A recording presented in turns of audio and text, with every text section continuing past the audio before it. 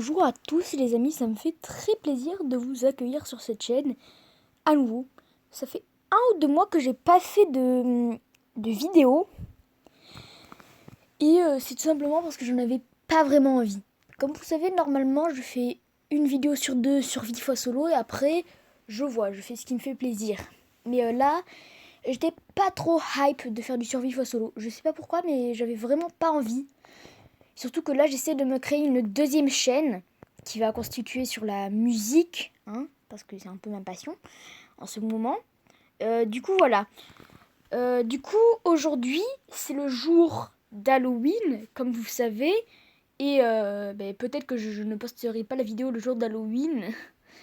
Il est possible que je la poste uniquement le 3 novembre parce que je ne sais pas si je peux faire des vidéos à l'endroit que je suis. Parce que la dernière fois, j'avais eu des problèmes. Mais justement, c'était à la dernière vidéo que j'ai postée. Comme je vous avais dit, c'était un re-upload parce que j'avais pas pu faire la vidéo. C'est au même endroit, je sais pas si ça va aller, mais bref. Aujourd'hui, vu que c'est Halloween, je vais vous faire plaisir. On va réagir à des histoires d'horreur. Alors, on va taper histoire d'horreur. Voilà. Histoire d'horreur.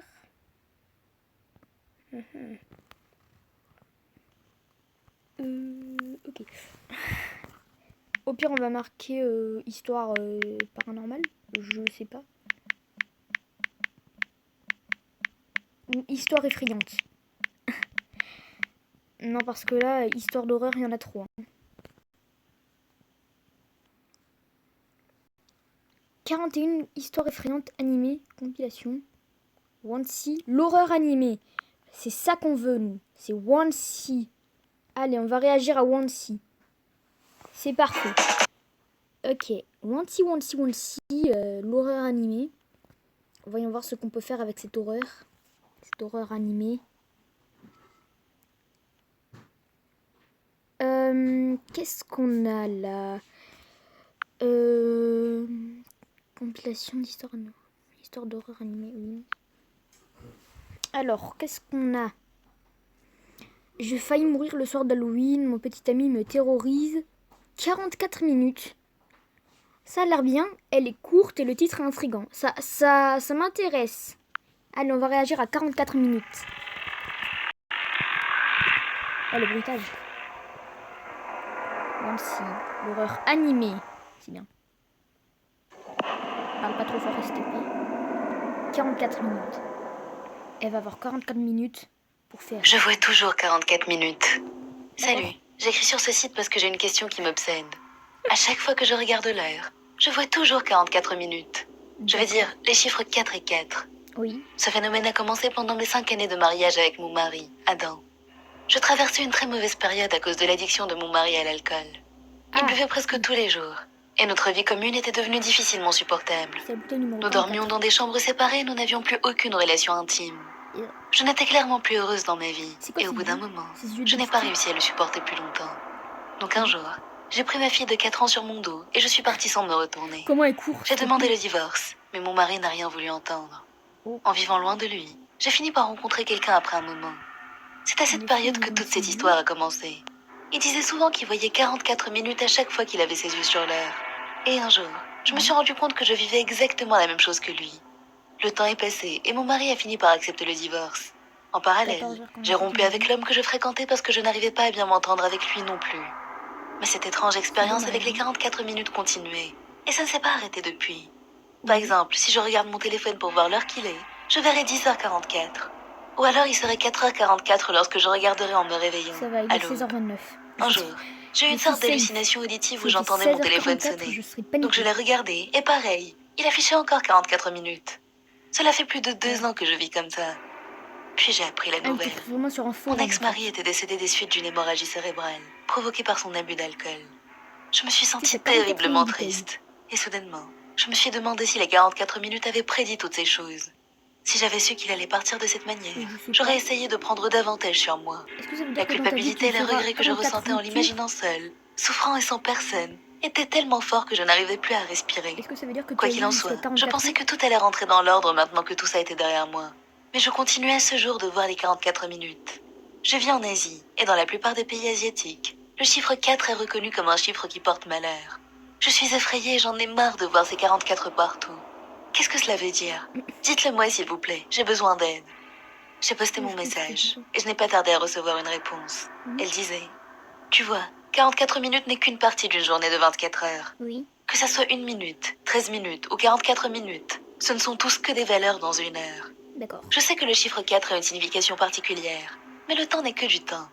Par exemple, si je vois 7 minutes à chaque fois que je regarde l'heure sur ma montre, je vais me dire que ce n'est qu'une valeur parmi d'autres. Ce n'est pas un symbole de chance ou quoi que ce soit dans ce style. Ce n'est rien du tout. N'y prête pas trop attention et essaye d'utiliser ça dans la vraie vie. Disons par exemple que tu prépares des nouilles instantanées à 41 minutes. Tu vas te dire qu'elles seront prêtes à 44, pas vrai? Eh bien, rien ne t'empêche de les manger plus tôt ou plus tard. Prenons un autre exemple. Disons qu'il est 20h04 et qu'une série commence dans exactement 40 minutes à la télé. Quand tu t'installeras devant, tu te diras: oh, il doit être précisément 44 minutes. Mais ça n'a aucune signification particulière, c'est juste du hasard. Je suis désolée pour ton ex-mari, mais je pense Du hasard, que ce n'est que la conséquence de ses propres choix. Toujours tombé sur 44 Je m'apprêtais à lui minutes. répondre lorsque j'ai brusquement remarqué que le taux de réponse de mon sujet était de 44,4%. Je crois que je vais mourir. Tu vas te faire tatouer 44 sur le bras. Le bâtiment derrière le tour. Ah, mais il y a 3 histoires en une. Quand j'avais environ 8 ans, j'ai été transférée à une nouvelle école en plein milieu de l'été. Grâce à mon jeune âge et à mon adaptabilité, je me suis tout de suite entendue avec mes nouveaux camarades. Un jour, toutes les filles de la classe sont parties parce qu'elles avaient des choses à faire, et les garçons m'ont proposé de les rejoindre, pour les accompagner à un endroit où ils disaient avoir trouvé quelque chose de très intéressant. J'ai accepté, je les ai suivis à travers les rizières derrière l'école. Au bout se trouvait une bâtisse à 3 étages, qui semblait avoir été abandonnée il y a bien longtemps. Les cours s'étaient terminés tôt ce jour-là. Le soleil était donc encore haut dans le ciel. L'extérieur de la bâtisse n'était pas tellement effrayant, à part une fenêtre cassée qui lui donnait un air sinistre. Rien de particulier à signaler donc. Avec 5 de mes amis, nous sommes entrés à l'intérieur et nous avons vu le verre brisé de la vitre sur les marches de l'escalier menant au second étage. Je pensais que c'était une sorte de restaurant lorsque je l'avais vu de l'extérieur. Mais dès que je suis montée à l'étage, j'ai constaté que c'était sans l'ombre d'un doute la maison de quelqu'un. Ce qui était étrange, c'est que l'intérieur était d'un froid glacial, presque paralysant, alors qu'à l'extérieur il y avait du soleil et qu'il faisait chaud. Tous les meubles étaient sans dessus-dessous.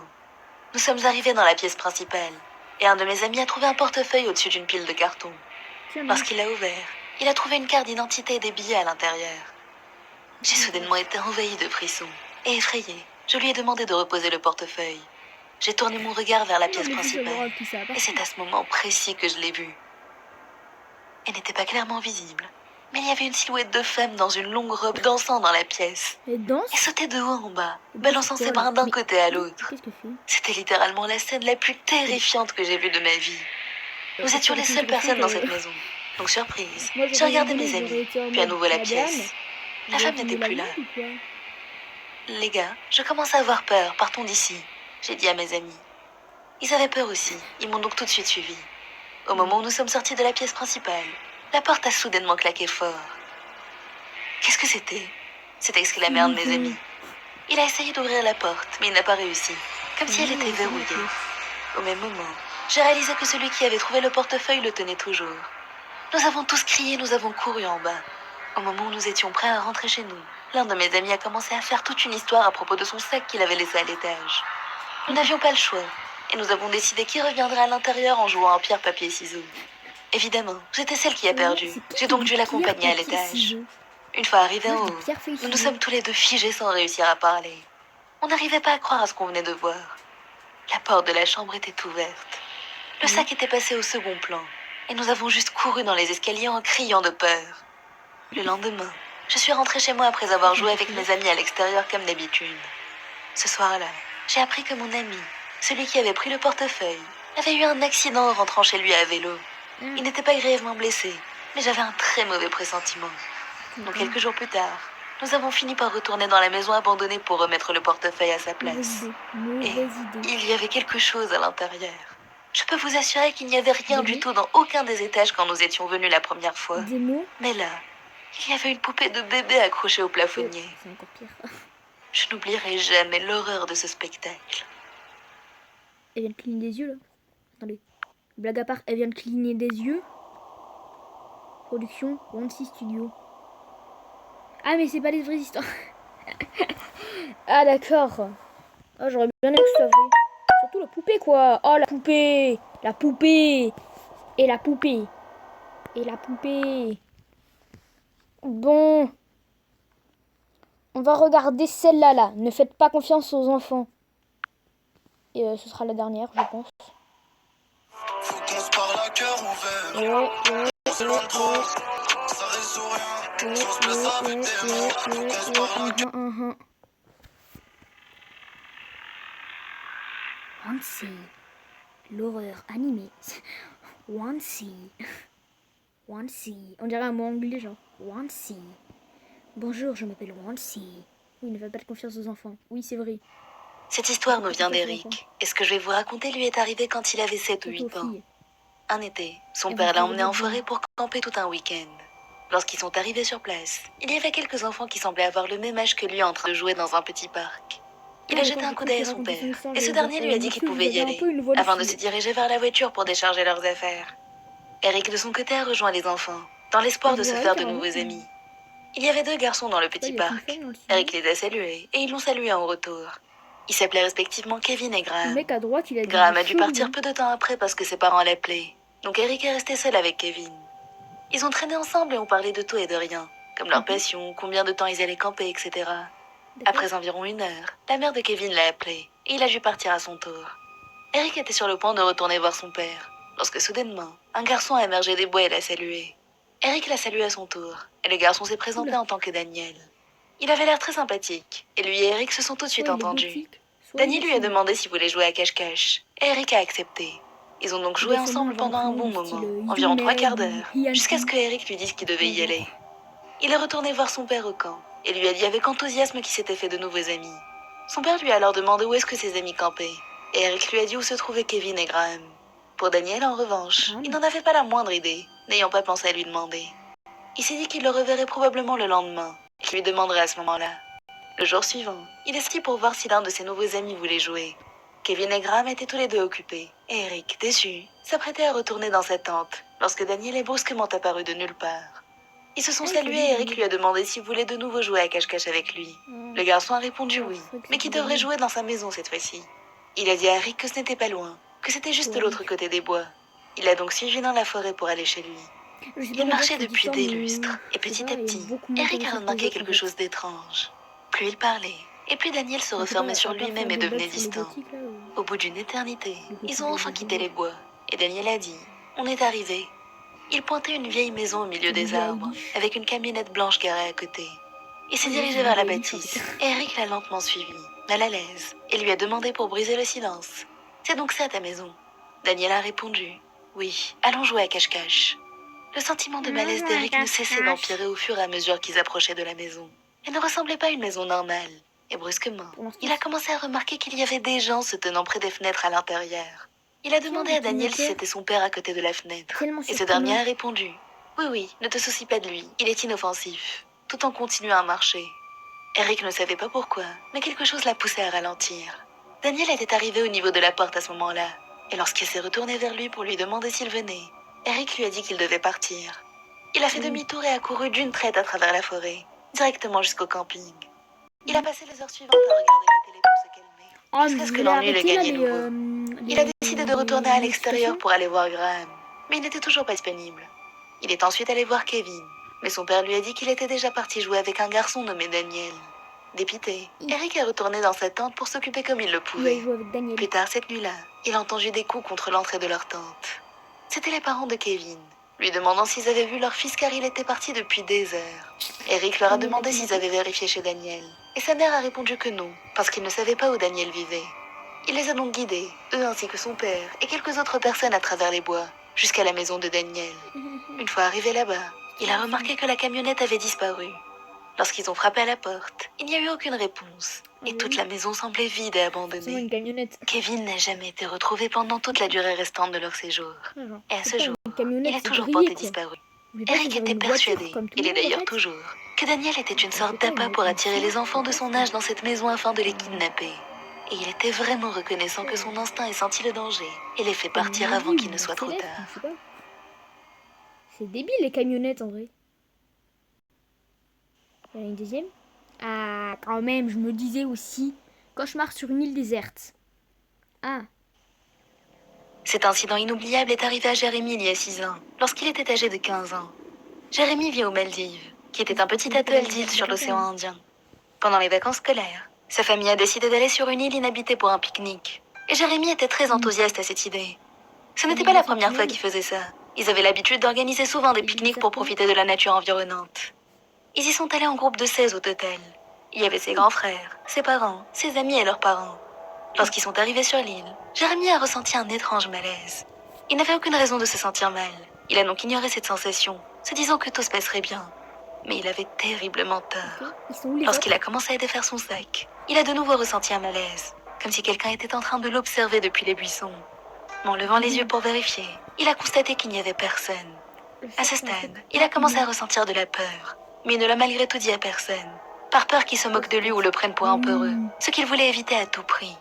Quelques heures plus tard, Jérémy et ses amis étaient en train de jouer au volley sur la plage.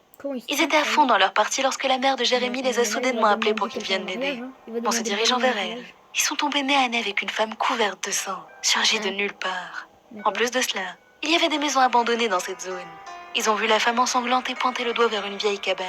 Mais dès qu'ils se sont approchés, la femme s'est volatilisée. Tout le monde était abasourdi, et aucun d'entre eux n'a osé aller à l'intérieur de la cabane. Au bout du compte, ce fut le père de Jérémy et son frère le plus âgé qui ont pris sur eux pour aller inspecter la cabane. Et ce qu'ils ont vu à l'intérieur les traumatise encore à ce jour. Ils sont sortis en trombe de la vieille bâtisse, et les deux ont crié aux autres de retourner immédiatement au bateau.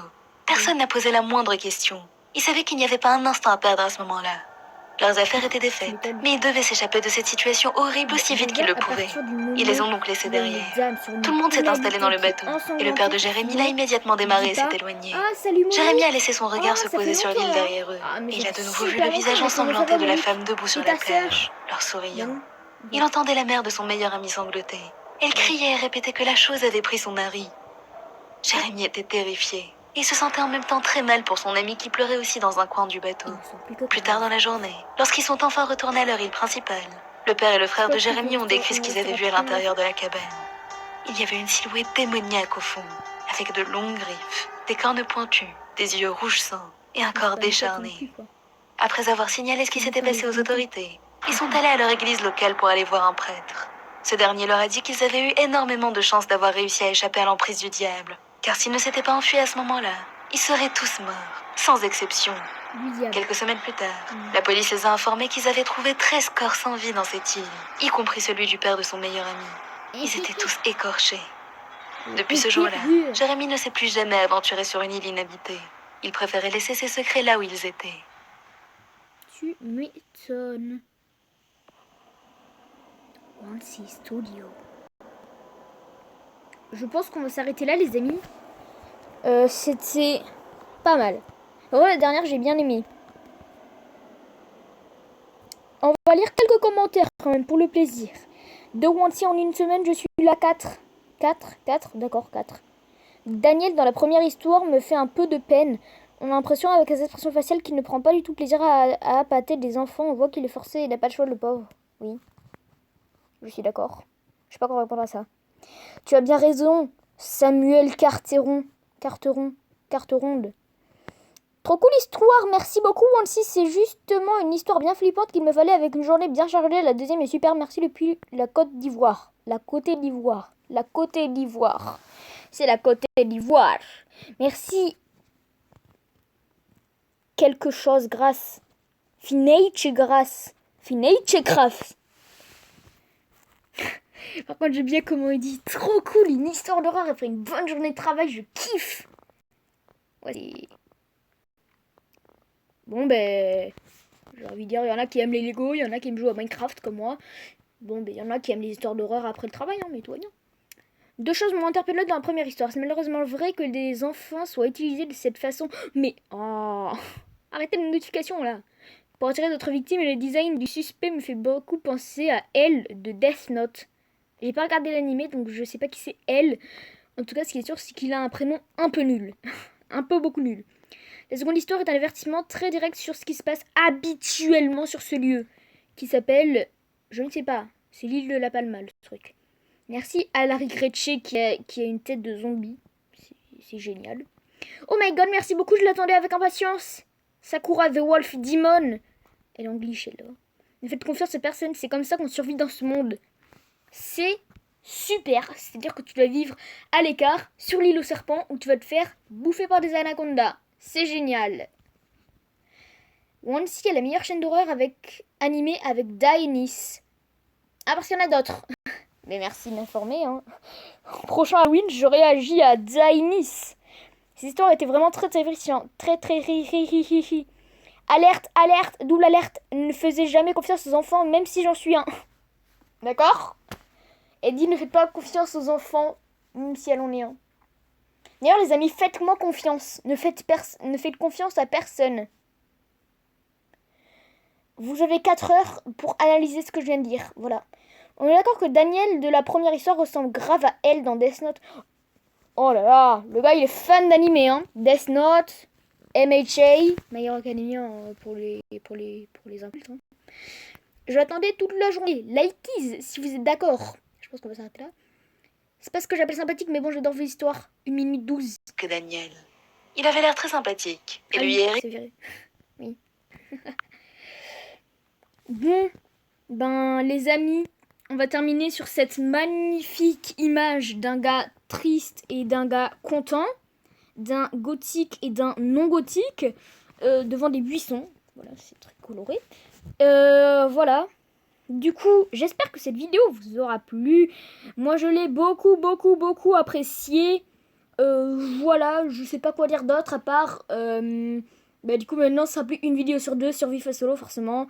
J'en ferai quand j'aurai envie. Mais c'est vrai qu'une fois par mois, j'aimerais beaucoup faire des vidéos à thème comme celle-ci. Ce serait vraiment génial. Voilà, du coup, j'espère que cette vidéo vous aura plu. Et moi, je vous dis à la prochaine. Peut-être dans une semaine, peut-être demain, peut-être dans un mois. Je ne sais pas. C'est le futur qui va nous prévenir. Qui va le prévoir. Qui va le prédire. C'est l'avenir qui va nous montrer cela. Voilà, je ne sais pas comment terminer. Donc, bye bye, ciao, hasta la vista. Voilà, c'est tout ce que j'ai à dire. Merci, au revoir.